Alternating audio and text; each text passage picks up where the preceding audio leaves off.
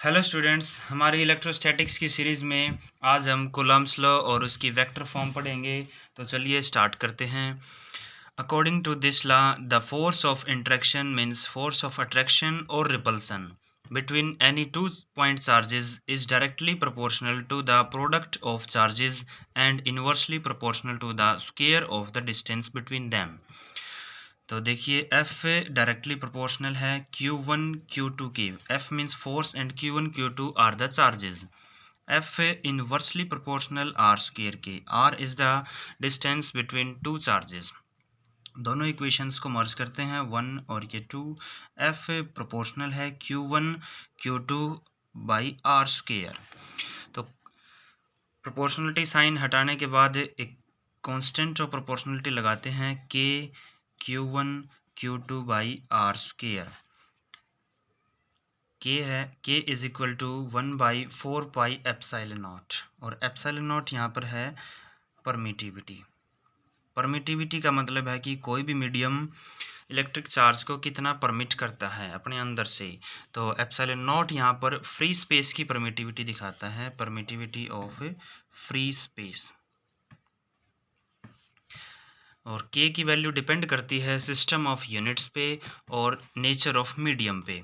तो ये CGS system में अलग होगी और SI सिस्टम में अलग होगी। CGS में K की वैल्यू होती है 1 and in SI system K is equal to 9 into 10⁻⁹ newton metre square per coulomb square.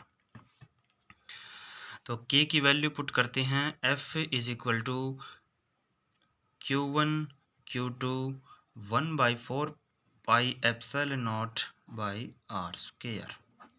ये है कूलम्ब्स लॉ।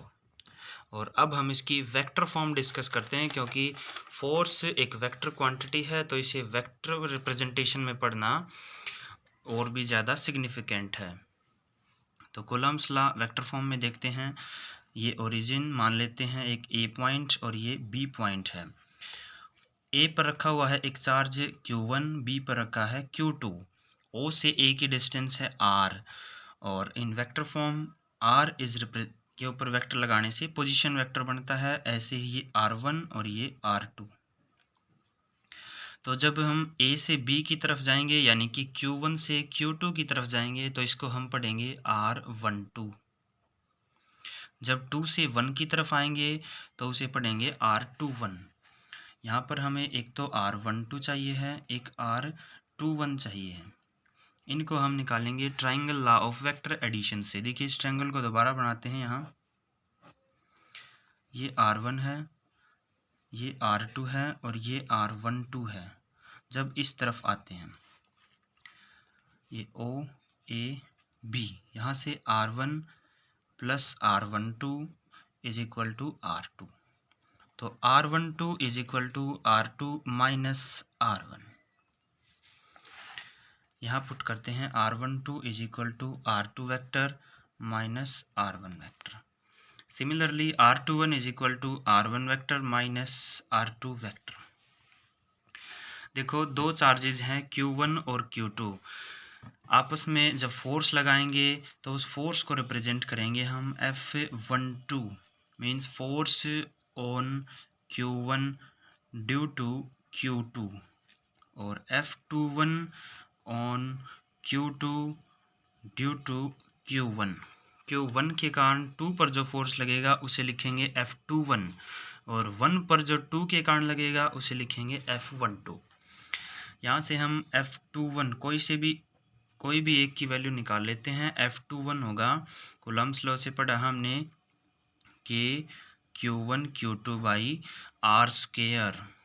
देखो अब वेक्टोरियल फॉर्म में देखेंगे तो एक वेक्टर की डायरेक्शन को हमेशा यूनिट वेक्टर दिखाता है।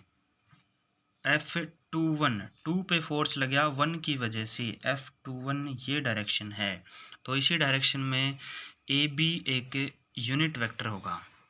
AB की डायरेक्शन में जो डिस्प्लेसमेंट वेक्टर है वो है R12। AB की वैल्यू हम पुट करते हैं, F21 is equal to K Q1 Q2 by R12 square, और ये R12। ये है वेक्टोरियल रिप्रेजेंटेशन।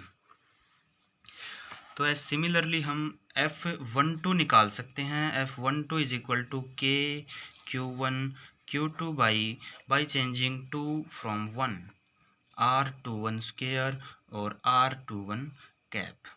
ये R12 की वैल्यू है। अब देखिए R12 वेक्टर और R21 वेक्टर दोनों का मैग्नीट्यूड सेम है, लेकिन डायरेक्शन अपोजिट है, तो इसलिए माइनस साइन दोनों का मैग्नीट्यूड है R। हम यहाँ पर वैल्यू पुट करते हैं F12 के अंदर। के Q1 Q2 बाई R12 सिर्फ मैग्नीट्यूड है स्क्वायर, और R12 कैप। यहाँ पर हमें माइनस साइन यूज करना पड़ेगा यहाँ, तो F12 is equal to minus of F21। तो यहाँ से हमें पता लगता है कि दोनों चार्जेस आपस में इक्वल एंड अपोजिट फोर्सेस लगाएंगे। तो यहाँ से ये भी प्रूव होता है कि कूलम्ब्स लॉ न्यूटन्स लॉ को सेटिस्फाई करता है। Okay, thank you.